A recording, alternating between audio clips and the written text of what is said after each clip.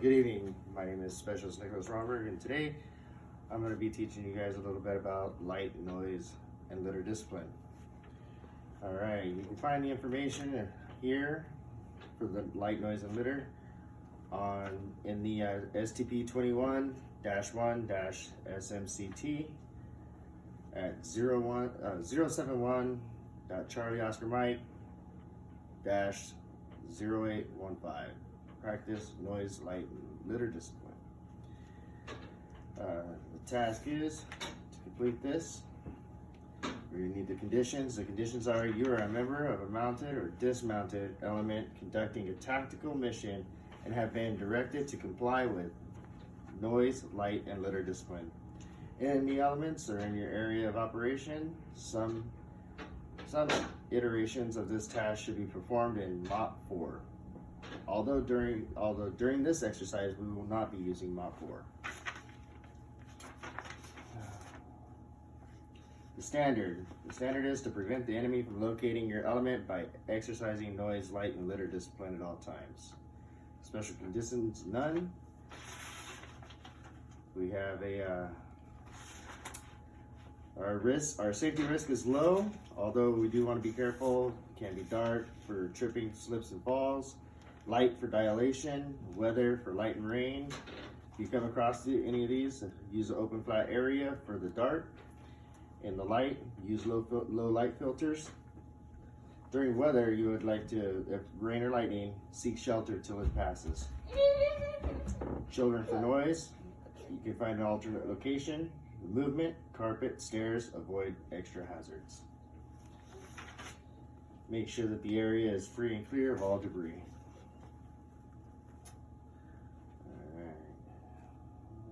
Resources. All right. So in this, all right. So the resources here are usually found in the STP 21-1-SMCT, C1, December 16, 2019, page 3-332.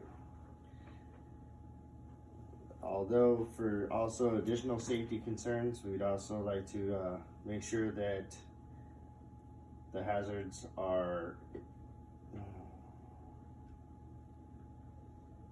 that furniture and other hazards may be around, not just the ones stated in the risk assessment. Evaluations. Immediately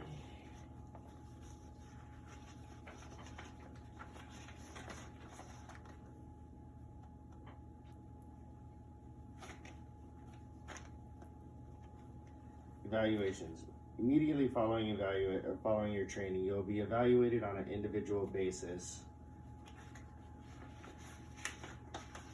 used on our hands-on evaluation forms and also our class roster and training record. That being said, all right. In order to receive a go for the task, you must receive a go on each performance step evaluated. You will be evaluated one at a time in this room. If you do not get a go, a time will be set up later on this afternoon after this class around 1600 for you to get some retraining and then another reevaluation.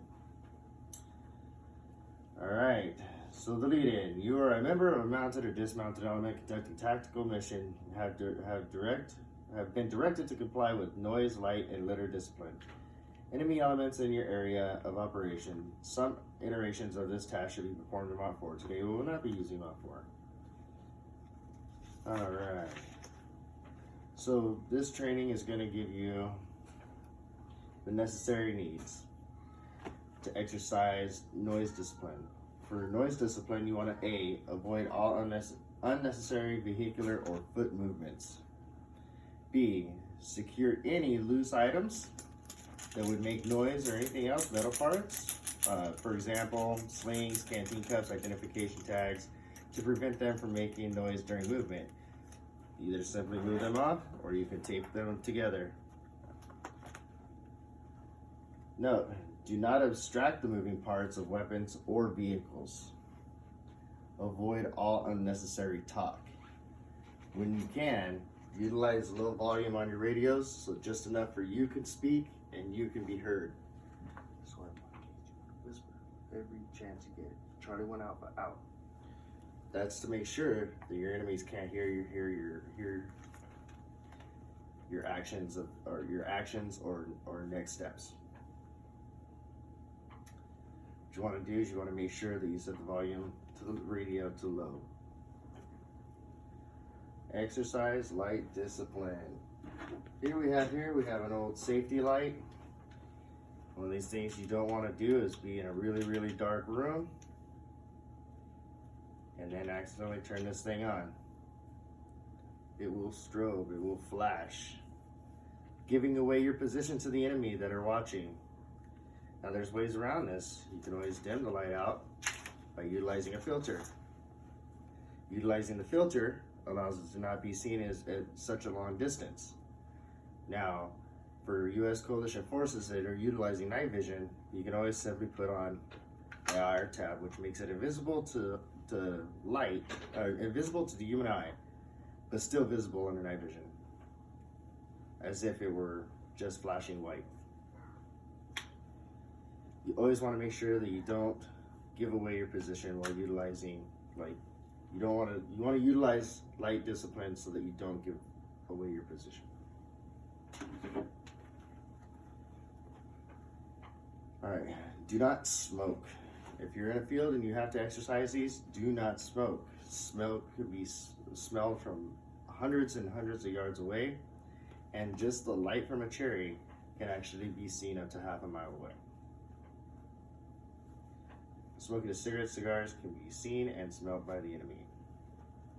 Conceal your flashlights and other lights. You don't want to be walking around looking like a giant beam on a wall.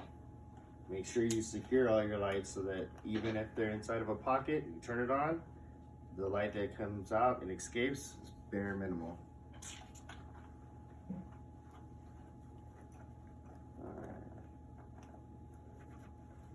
If you have anything on you that can reflect light, such as IR tabs or any pouches, I don't think these actually have IR tabs anymore, but the Kevlars used to have IR tabs up here.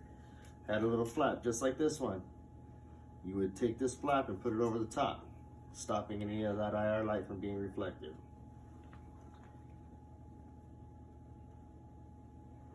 You want to cover or blacken anything that reflects lights. Metal surfaces, vehicles, and even glass can reflect light. You want to conceal your vehicles and equipment with available natural camouflage, exercise litter discipline, and establish a litter collection point. Just like this trash can right here. Oh, look, litter. What the litter does is gives the enemy the chance to tell. You could possibly tell about how many personnel are in a group just by the amount of litter that is left behind. That's why it's always smart to pick up your litter. You don't want to give away your size, your numbers, or your location, or the direction of travel just from trash.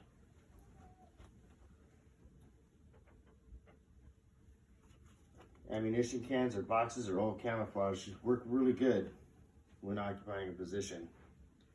Verify that all litter has been collected in preparation to leaving a position. Take all litter with you when leaving a position. I now give you guys time to practice a task. While you guys practice, I will walk around, ensure that you're performing the task correctly and to the standard. I will circulate around you, answer any questions you may have, making on-the-spot corrections as I go.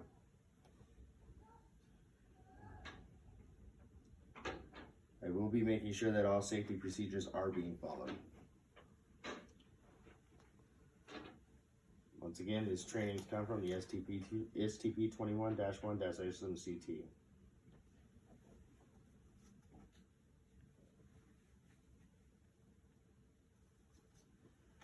The soldier will receive a go if all performance measures are passed. The soldier will receive a no-go if any performance measure is failed.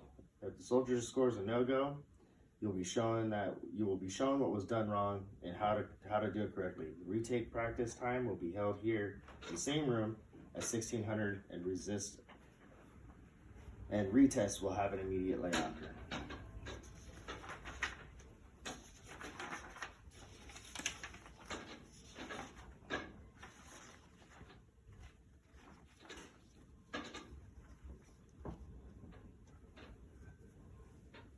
now observe each soldier's performance. In this case, we had a few instances where we had to take records. The records that we took was an individual class roster with all the individuals on it, and then an individual roster that had each individual soldier on it, stating their P for proficient or F for no-go, or F for failed. We only had one individual that did not make the cut, did get a no-go status, leaving our overall squad proficiency, the TPU, at 66.6%. That soldier will be retested.